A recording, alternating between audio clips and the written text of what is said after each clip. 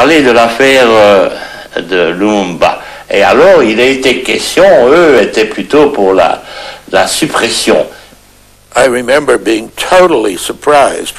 Quand il m'a informé qu'il voulait se débarrasser de Lumumba, j'étais stupéfait. Je n'avais jamais entendu dire que la CIA pouvait être mêlée à ce genre d'affaires.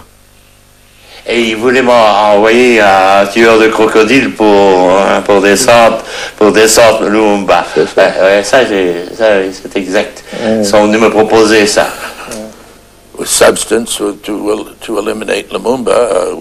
La substance prévue pour éliminer Lumumba était du dentifrice empoisonné, qui devait déclencher une maladie qui ressemble à la polio.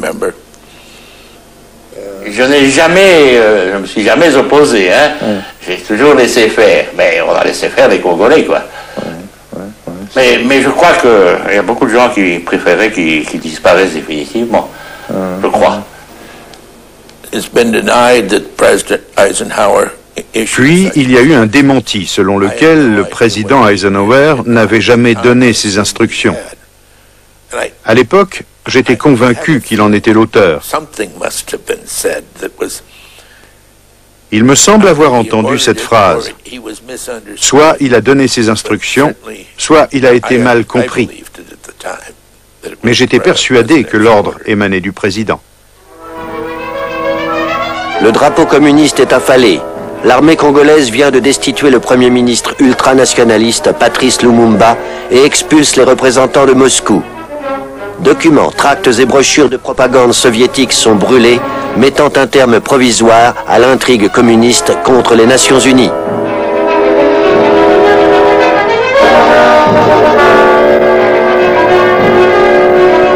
Âgé de 30 ans, le général Joseph Désiré Mobutu se présente comme le nouvel homme fort de la jeune République. Il bénéficie du soutien de la majorité des troupes congolaises. Mobutu est un proche de Lumumba qu'il a nommé chef des armées quelques semaines auparavant. Pourtant, c'est Mobutu qui annonce la destitution du Premier ministre. Le général putschiste Mobutu est l'arme secrète de l'Occident contre Lumumba. Parmi ses conseillers les plus influents figure un officier des services spéciaux, le colonel Marlière. Mobutu était, disons, pro-occidental, hein, c'est sûr. Il était surtout manipulé par les Américains aussi. Hein. Il voulait traiter avec les États-Unis. Et j'étais son interlocuteur.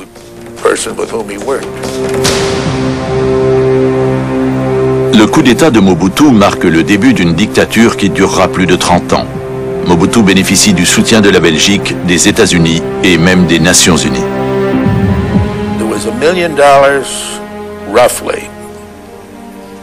Il a payé ses hommes de main avec le $1 million versé par les Nations Unies.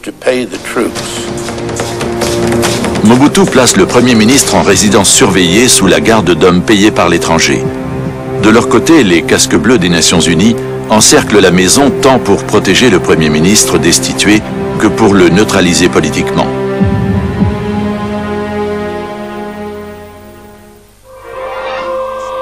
Désormais, 2 gouvernements congolais demandent la reconnaissance de l'Assemblée générale des Nations Unies.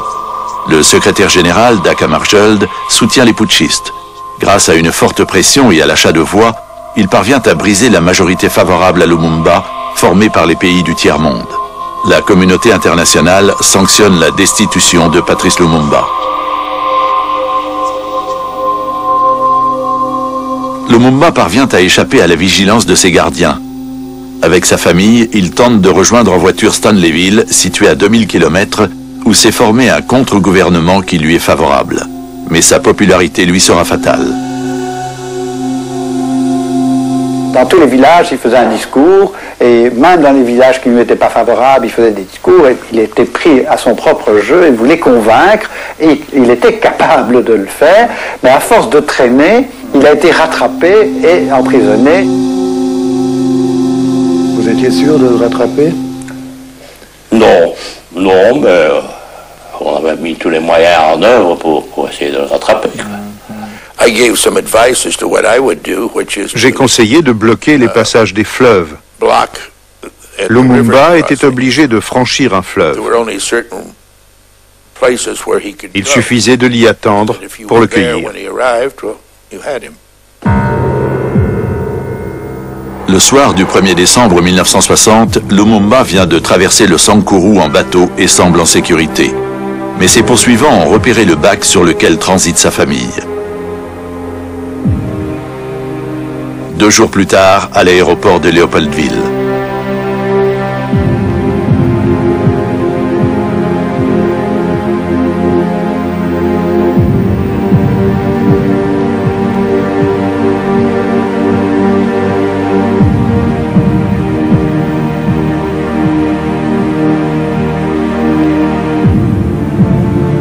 Mobutu a convié la presse internationale pour que les photographes et les équipes télévisées occidentales soient témoins des mauvais traitements et de l'humiliation infligée au grand Lumumba.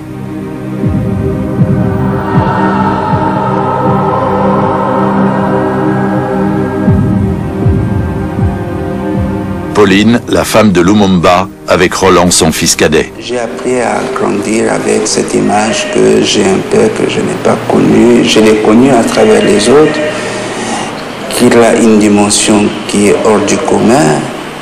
Et lui-même se définissait en tant qu'idée, malgré que c'était un bon père de famille qui s'occupait de ses enfants.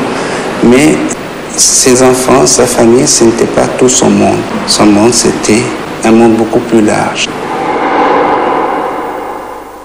On l'a mis à Taysville, oui, où il était, je ne sais pas ce qu'il est de Taysville, il était gardé par Bobozo, hein, qui l'a gardé, et puis un beau jour, on a dit qu'il voulait s'évader.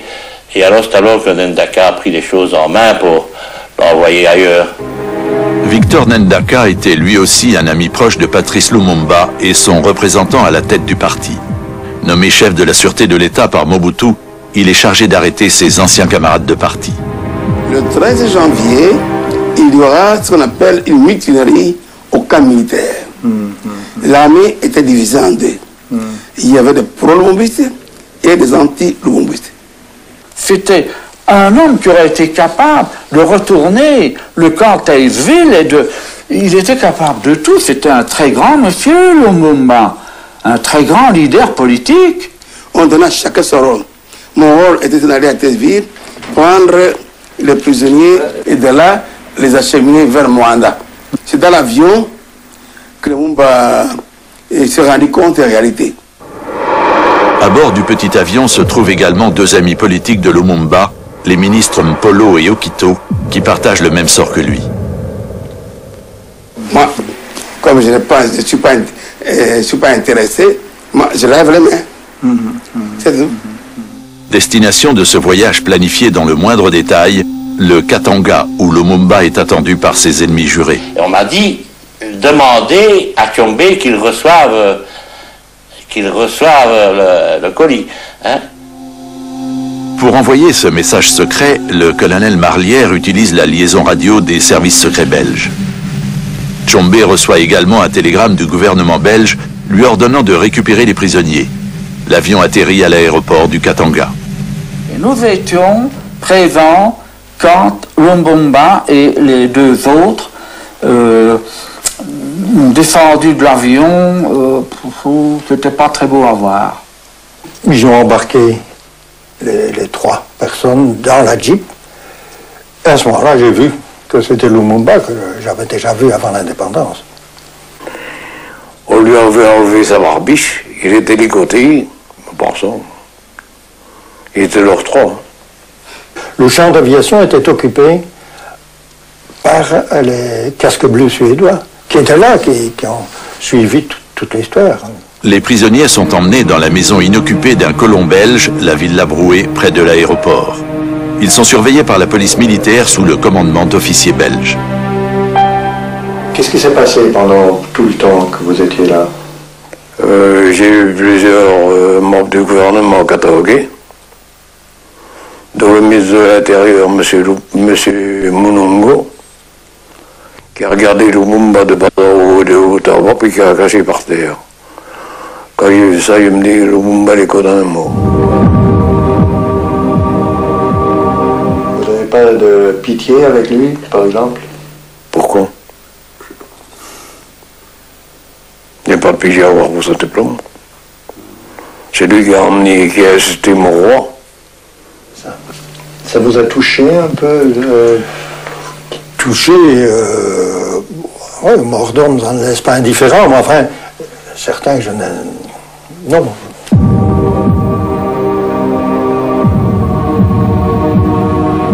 Moi, j'ai vu les Lumumba là-bas, en grandissant là-bas. Je lui ai rappelé une chose. Il me disait que, écoute, Jean, quand j'arriverai au Katanga, nous allons écraser votre parti politique. Moi, je disais non, c'est toi que nous allons écraser.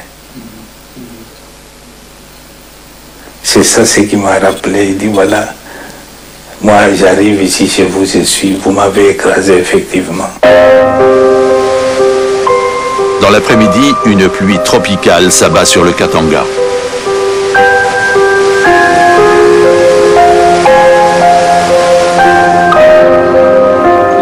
Ils voulaient tous le tuer. En disant, si on ne le tue pas, on aura encore tous les ennuis.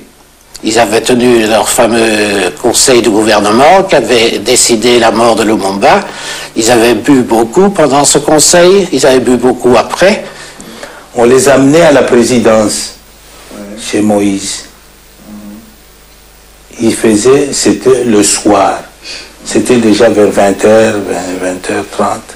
Et de la présidence, ils sont allés à l'endroit de l'exécution. 3 semaines plus tard, les journaux titrent « Lumumba et ses complices massacrés par des villageois ». Un mensonge parmi tant d'autres. Il faudra attendre plusieurs dizaines d'années pour que la vérité éclate au grand jour. Aucun des assassins ni des instigateurs du meurtre de Lumumba n'a jamais été poursuivi. La dernière lettre de Lumumba, rédigée en captivité.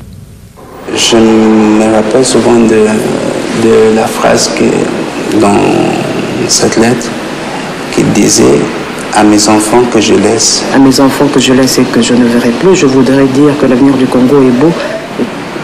Dites-leur que l'avenir du Congo, il est beau et il attend d'eux, comme il attend de chaque Congolais, d'accomplir son devoir sacré. Et il y en a même qui croient qu'il va revenir, hein. Alors, il doit venir avec 2 dents de moins devant.